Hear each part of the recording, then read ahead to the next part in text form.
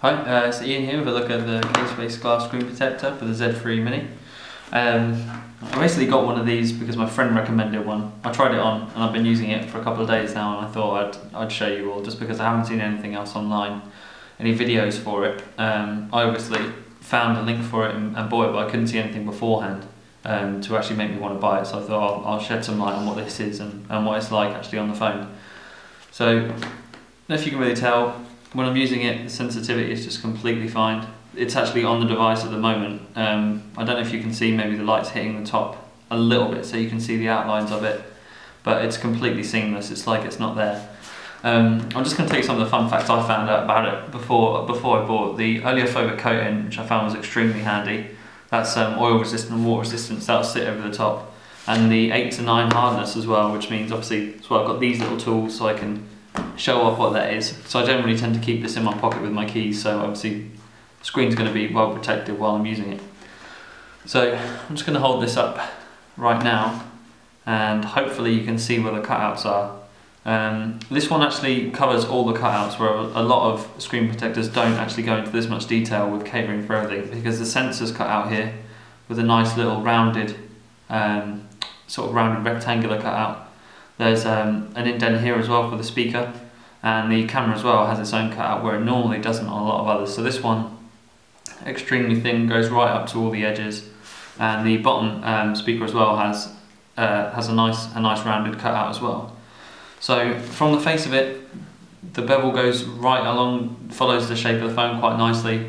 Very, very sort of invisible user experience really, in terms of when I'm using the phone I don't really notice it's on there from the bulk of it, and as I say, the sensitivity is sort of non-existent. Sorry, not non-existent, it's sort of, you know, it's like it's not there basically, it's completely transparent. So here's the screen protector, the Casebase screen protector. I'm just going to open this up and show you what came in the pack. If I can just break this out quickly. You've got your other spare screen protector in here as well. Just leave that down, and never actually needed to use that in the end. But it came with a few handy things. Like I used the alcohol swab, I used the cloth to clean it in the end. It had a good set of instructions that I used to apply it.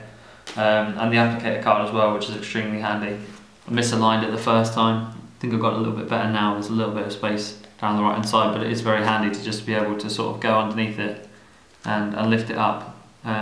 It gets underneath, whereas if you don't have nails, you can get right in there.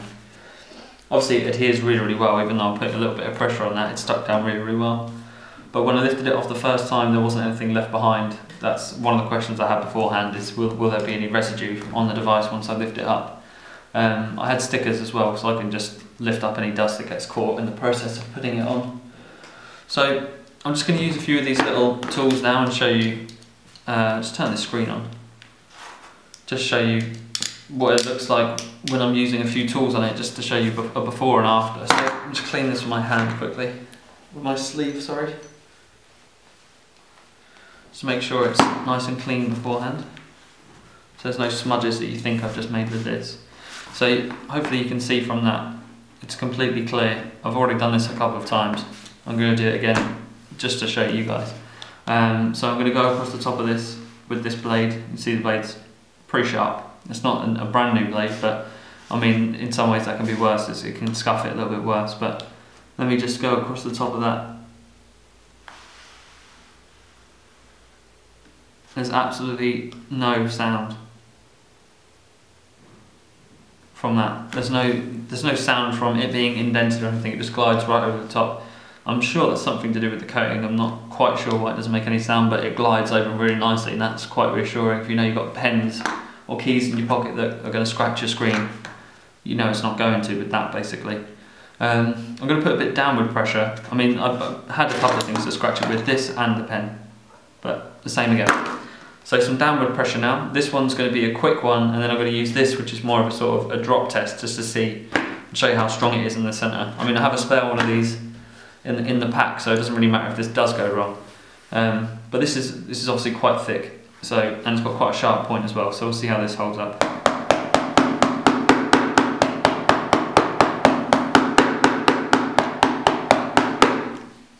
I mean, for what it is, for the thickness it is, you would expect to hear some sort of crack or something by now. But still, nothing. And I'm going to use the cloth as well in a second to clean it up and show you what it looks like afterwards. Finally, this drop test. So I'm going to lift it up to about here, drop this on the screen. I'm not going to try and break it, just for the sake of it, but I mean, I just wanted to show you how it works. I'm quite impressed so far, so I'm just going to try and not hit the rest of the device. I'll go one more time from a bit higher. And even at that, I'll just clean this up. And then we can have a good look at any scratches if there are any. If I show you that now, it's still completely scratch free. Like, none of that actually happened to it. So I really can't recommend these things enough. If you're looking for something for the Z3, I don't think you can go wrong with this, seeing as you do get a spare one. And everything included is pretty straightforward in terms of how to apply and how to sort of sort it out if it does go wrong. So yeah, I'd recommend this.